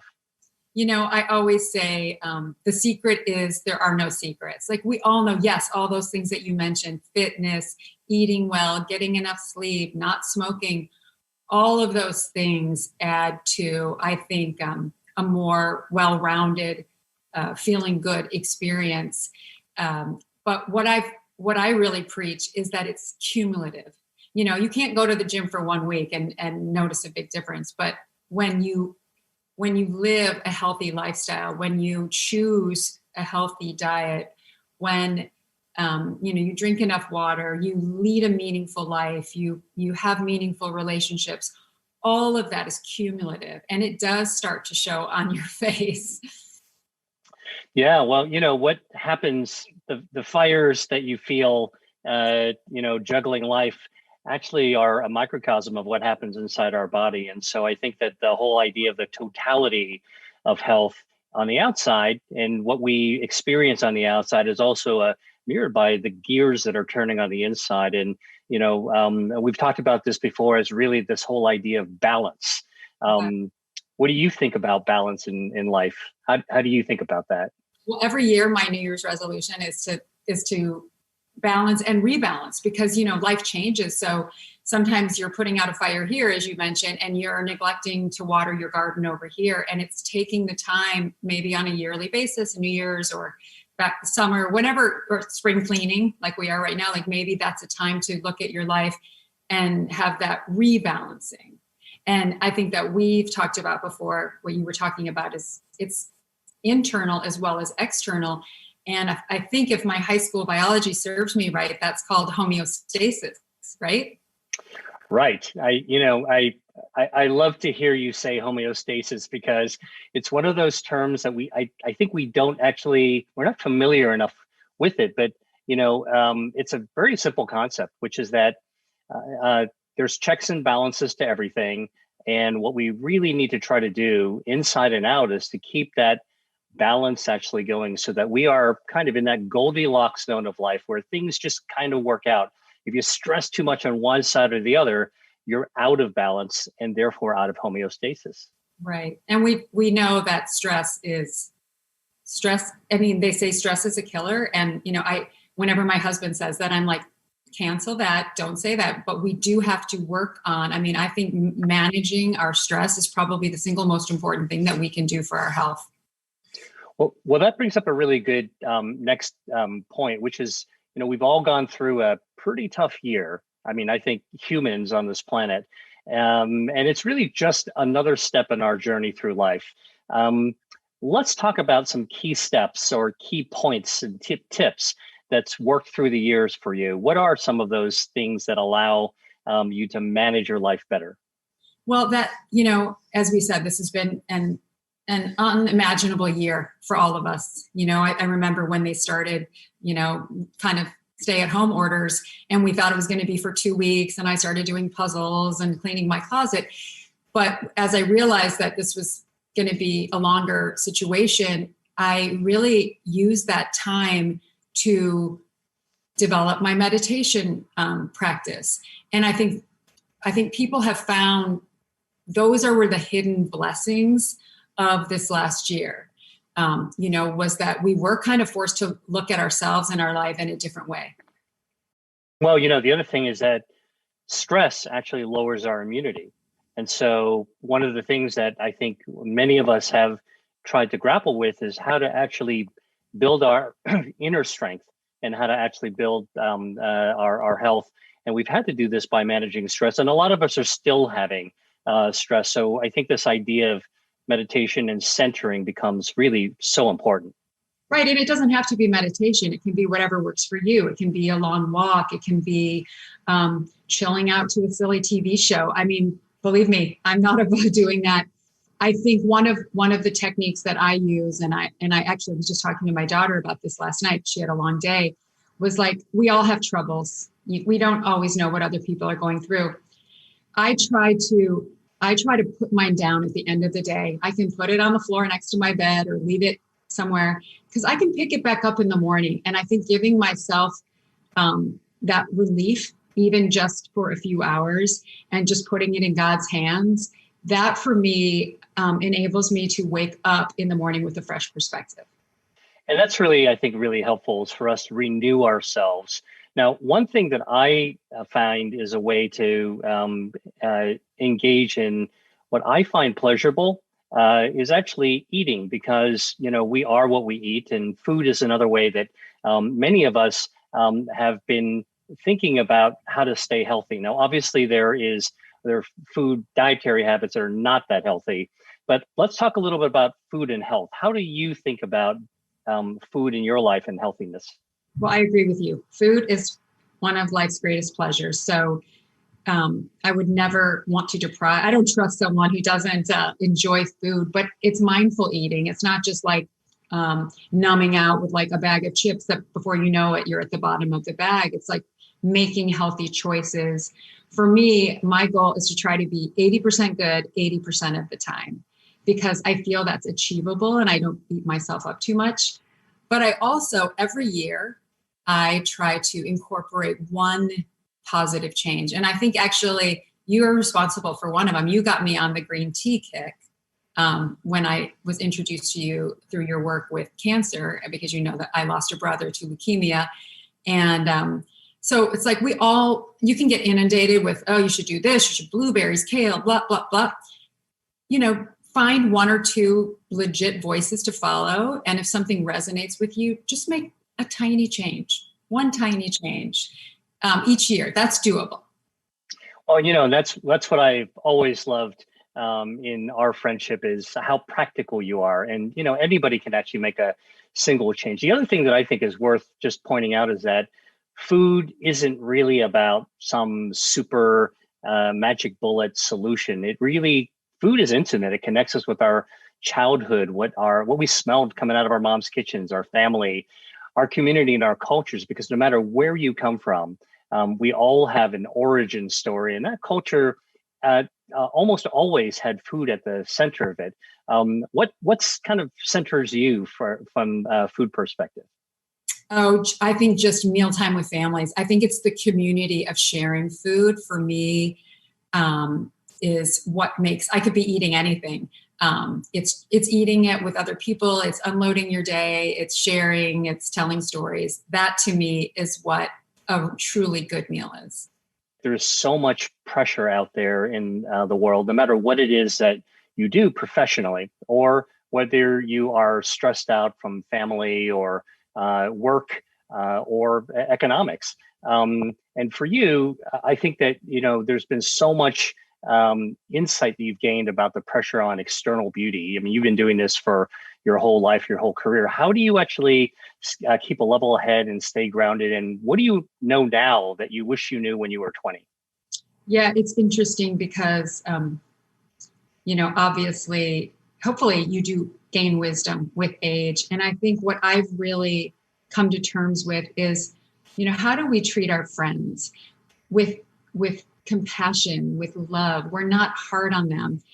So to approach ourselves with the same kind of grace that we would talk to our best friend, we wouldn't say to our best friend, "You sure look rough today." But, so many times we face the mirror in the morning and all we do is be down on ourselves. So it's like, why can't we love ourselves in the same way that we love our friends? So in closing, thank you, Cindy, for joining us and for sharing your wisdom, your insights, your experiences. You are an inspiration to everyone in the world. Oh, thank you.